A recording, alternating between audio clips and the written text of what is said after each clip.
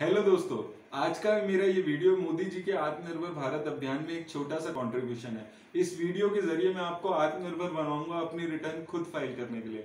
अगर आप वो एम्प्लॉइज हैं जिनकी साल की इनकम 50 लाख से कम है, तो मैं आपको दिखाऊंगा आप कैसे बड़ी आसानी से बिना किसी प्रोफेशनल की हेल्प के अपनी रिटर्न खुद फाइल कर सकते हैं। मैं इस वीडियो में ये भी बताऊंगा कि किन बातों का आपको खास ख्याल रखना होता है अपनी रिटर्न फाइल करते हुए। तो आइए देखते हैं कितने आसानी से आप एक आईटीआर अपनी फाइल कर सकते हैं। दोस्तों, इसमें सबसे पहले आपको गूगल पे जाके इनकम टैक्स ई फाइलिंग पे जाना है। यहाँ पे अगर आप इनकम टैक्स ई फाइलिंग डालेंगे तो सबसे ऊपर वेबसाइट आ जाएगी इनकम टैक्स इंडिया e-filing.gov.in। इस पर आप क्लिक करेंगे, आपको साइट भी याद रखने की ज़रूरत नहीं है। अब इसमें आ रहा है who can file ITR 1 for assessment year 2020-2021। हम इसी की बात कर रहे हैं जिस पे आज हम चर्चा कर रहे हैं। Resident individual having total income up to 50 lakhs. तो जो इंडिविजुअल्स जिनकी टोटल इनकम 50 लैक्स है वो ही ये ITR 1 में भर सकते हैं। और वो इनकम में भी 4 टाइप की इनकम, यानी कि salary, house property, other sources, interest वगैरह, या फिर एग्रीकल्चर इनकम अप टू 5000। यही लोग सिर्फ ITR 1 भर सकते हैं जिस पे आज हम बात कर रहे हैं। तो इसमें 2 टाइप के, यहाँ पे आपको राइट में जाना है। सबसे पहली चीज़ है रजिस्टर योर सेल्फ। अगर आप पहली बार रिटर्न भर रहे हैं ऑनलाइन तो आपको पहले यहाँ पे रजिस्टर योर सेल्फ पे जाना है। इसमें अपना यूज़र टाइप, जैसे इंडिविजुअल मान लीजिए, हम इंडिविजुअल की बात करते हैं, सबमिट करना है। डिटेल्स आपसे मांगी जाएगी, पैन नंबर, सरनेम और ये सब आपको फिल करना है। और ये बहुत ही आसानी से आपका रजिस्ट्रेशन इस पर हो जाएगा। तो आप इसमें ऐसे जाके अपना रजिस्ट्रेशन करा सकते हैं। अब हम बात करते हैं उन लोगों के लिए जिनका ऑलरेडी रजिस्ट्रेशन है। तो यहाँ पे लॉगिन करना है। यूज़र आईडी में आपका पैन नंबर आता है हमेशा इसमें, तो आपको अपना पैन नंबर डालना है। फिर उसके अगेंस्ट जो आपने पासवर्ड सिलेक्ट किया है वो आ जाएगा यहाँ पे। देन ये कैप्चा कोड डाल के इसमें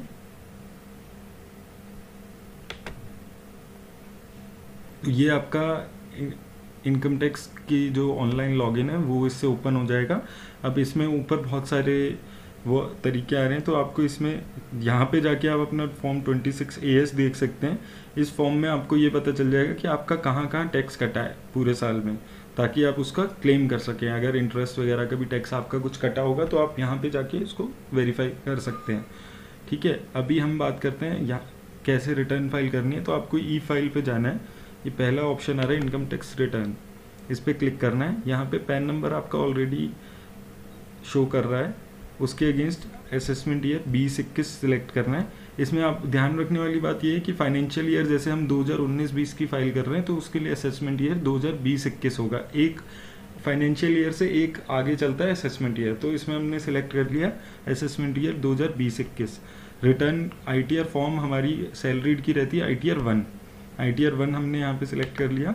ओरिजिनल एंड रिवाइज यही ऑप्शन है। सबमिशन मोड हमारा रहेगा prepare and submit online.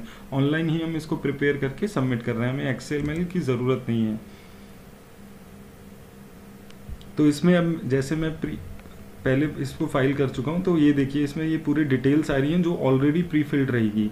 Pan number से मेरी सारी डिटेल्स उठ के आ जाएंगी, आधार के number, mobile number, EML ID, tax की डिटेल्स, वो सारी 26AS से जो भी आपकी कंपनी ने आपका TDS काटा होगा या आपका और कोई टैक्स काटा होगा वो ऑलरेडी इसमें अपने आप शो करेगा। वो मैं आगे आपको दिखाऊंगा कैसे शो करेगा।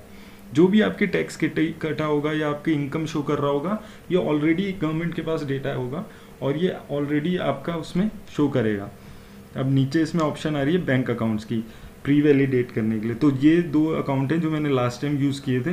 तो मेरे को अगर रिफंड चाहिए तो मुझे सिलेक्ट करना है कि कौन से बैंक अकाउंट में सिलेक्ट करें। तो मैंने इसमें से एक अकाउंट सिलेक्ट कर लिया और कंटिन्यू।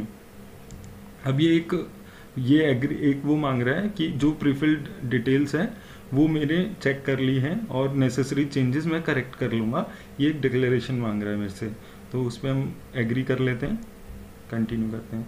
अब एक ये फॉर्म आपके पास खुल के आ जाएगा। इसमें फॉर्म में भी ITR सहज के नाम से ये फॉर्म है। इस फॉर्म में भी ऊपर आप देखेंगे तो यही डिटेल लिखी है कि जो भी इंडिविजुअल्स जिनकी इनकम 50 लैक्स तक की है वो ही ये रिटर्न फाइल कर सकते हैं। और वो इनकम में भी ये 4 टाइप की इनकम, यानी कि आपकी salary, 1 house property, other resources, and agriculture income up to 5,000, ये ही लोग इसको फाइल कर सकते हैं। और इसमें एक और चीज़ लिखी हुई है, not for an individual who is either director in a company और has invested in unlisted equity shares, तो ये लोग इसको फाइल नहीं कर सकते हैं।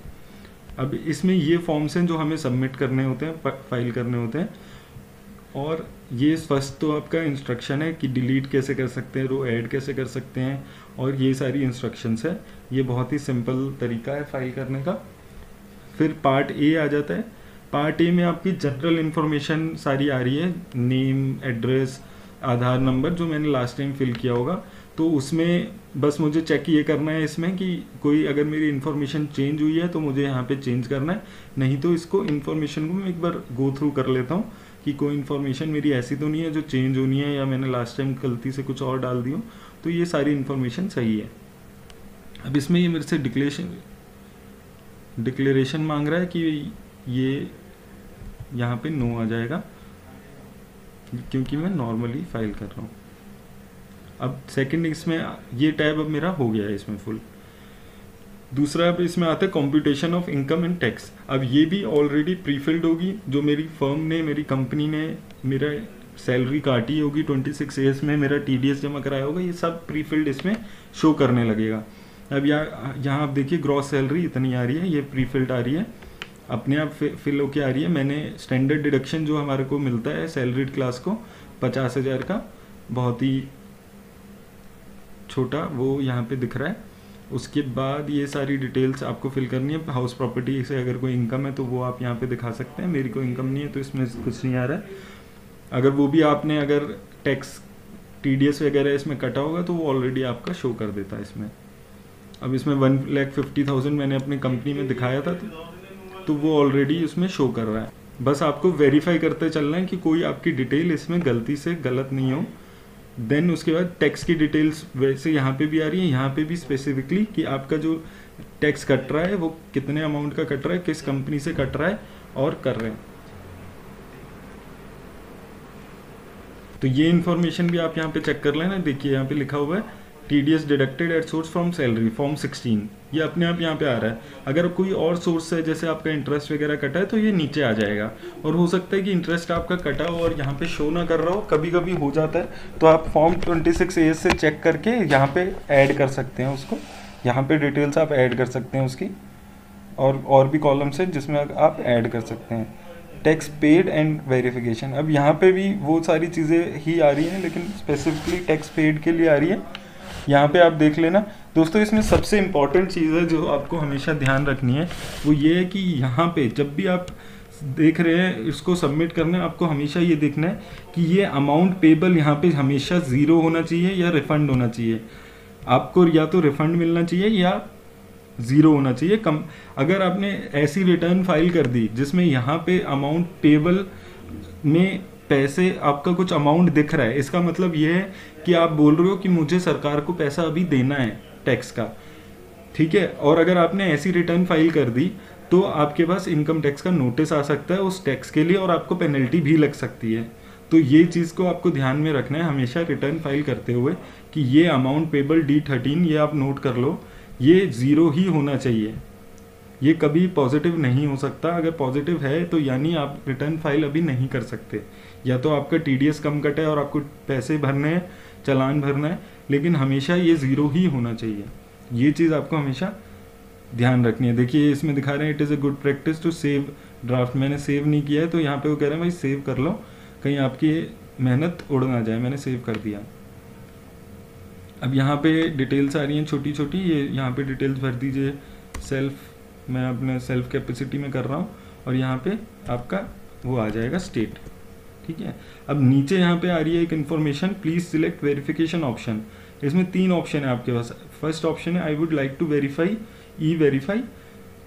सेकंड ऑप्शन है I would like to e-verify later within 120 days from date of filing. तीसरी I don't want to e-verify and would like to send signed ITR-V through normal और स्पीड पोस्ट।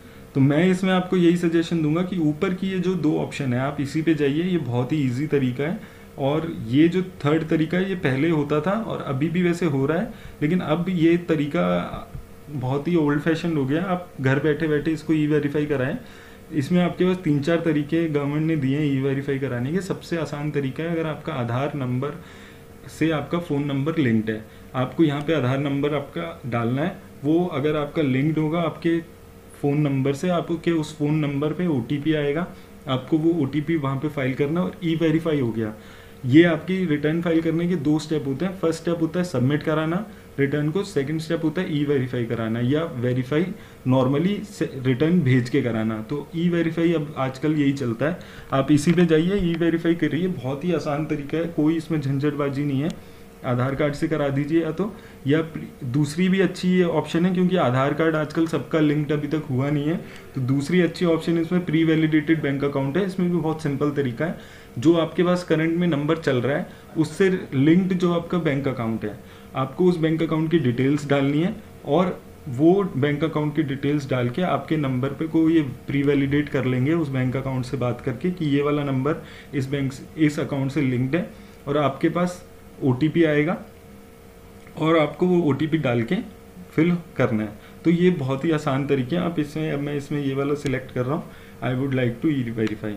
आप ये वाला भी कर सकते हैं, अगर आपको लगता है कि अभी आपने प्री वैलिडेट नहीं किया है बैंक, तो आप ये वाला भी सिलेक्ट कर सकते हैं कि आज आप रिटर्न भर दीजिए, फिर आपको 120 दिन का टाइम मिलेगा और आपको रिटर्न फाइल कर सकते हैं उसमें। तो चलिए, इसमें यही था। ये डिटेल्स हैं, ये आपको फिल करने की ज़रूरत है, इसमें ज़्यादा कुछ है नहीं। ये अभी नई डिटेल इस साल ऐड हुई है, बिकॉज कोविड-19 की वजह से गवर्नमेंट ने ये एक छूट दी थी लोगों को कि आपको ये 80C की डिडक्शन के लिए लाइफ प्रीमियम एन्युटी वगैरह फाइल करना है। ये पहले 31 मार्च तक की डेट थी, लेकिन कोविड-19 के बाद गवर्नमेंट ने ये कर दिया कि आपको 4 महीने का और टाइम दे दिया कि आप 4 महीने, अगर हेल्थ इंश्योरेंस प्रीमियम आप पे नहीं कर पाए हैं तो आप 4 महीने तक कर दीजिए। 31 जुलाई तक भी अगर आपने पे कर दिया होगा तो उसकी भी डिडक्शन आप पिछले साल में ले सकते हैं। तो इसमें एक अलग 2 कॉलम दे दिए कि कितना आपने पहले 19-20 में ही कर लिया था और कितना आपने पिछले 4 महीने वाला इसमें क्लेम किया है, क्योंकि नहीं तो वो नेक्स्ट टाइम ऐसा ना हो कि आप 4 महीने वाला इस बार भी क्लेम कर लें और अगली बार भी क्लेम कर लें। तो इसलिए ये अलग अलग गवर्नमेंट ने वो दे दिया, आप इसको फिल कर दीजिएगा। ऐसे ही 80D होता है आपका हेल्थ इंश्योरेंस का, इसमें डिटेल्स आपको फिल करनी। 80G फाइल कर सकते हैं। 80G में अगर आपने डोनेशन किया है, अगर आप डोनेशन करते हैं उन फर्म्स को जो 80G की डिडक्शन में अलाउड है, तो यहाँ पे आ जाएगा, उससे आपका टैक्स थोड़ा बचता है। प्रीव्यू एंड सबमिट किया है तो इसने एक फाइनल फॉर्म मुझे बना के दे दिया, उसमें डिटेल सारी आ जाएंगी कि आपने ये डिटेल बोली है, आप दोबारा चेक कर लीजिए एक बारी फाइल करने से पहले। तो इसमें जो मेन कॉलम है ये है, इसको आपने देख लेना है, टैक्स सारा आपका ठीक है। आप अपना बैंक अकाउंट दोबारा से चेक कर लेना। ये मैंने आपको बताया था अमाउंट पेबल, ये हमेशा वेरीफाई करना है आपको कि ये 0 से ज़्यादा नहीं होना चाहिए। 0 से ज़्यादा है तो इसका मतलब है आपके पास गवर्नमेंट का नोटिस आ जाएगा। बैंक अकाउंट की डिटेल्स चेक कर लीजिए और इसके बाद इसको सबमिट कर दीजिए। दोस्तों ये आपने देखा 10 मिनट के अंदर ये फाइल हो जाता है। बहुत ही आसान तरीका होता है फाइलिंग करने का, तो आप ज़रूर जाके इसको ऑनलाइन खुद ही फाइल करें। दोस्तों उम्मीद करता हूँ ये वीडियो देख के आपको समझ आया होगा कि आप कितनी आसानी से IPL का मैच देखते हुए भी अपनी रिटर्न फाइल कर सकते हैं। अगर आपको फिर भी इसमें कुछ डाउट्स है तो कमेंट बॉक्स में मुझे मैसेज करें, मैं वो डाउट्स आपके क्लियर करूंगा। ये वीडियो अगर आपको अच्छी लगी हो तो इसे लाइक करें, अपने फ्रेंड्स और फैमिली के साथ शेयर करें ताकि उनको भी पता चले कि कितनी आसानी से वो अपनी रिटर्न फाइल कर सकते हैं। मेरी तरफ से आज इतना ही, धन्यवाद।